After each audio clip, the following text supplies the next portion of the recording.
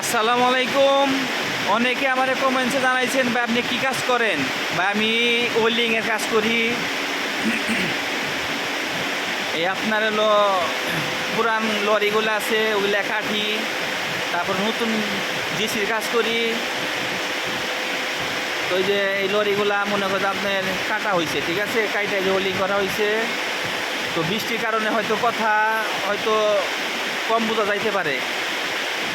বৃষ্টি হইতেছে তো অনেক মালয়েশিয়াতে, এখন প্রচুর বৃষ্টি, হয়তো আমার কণ্ঠটা হয়তো ক্লিয়ার না হতে পারে।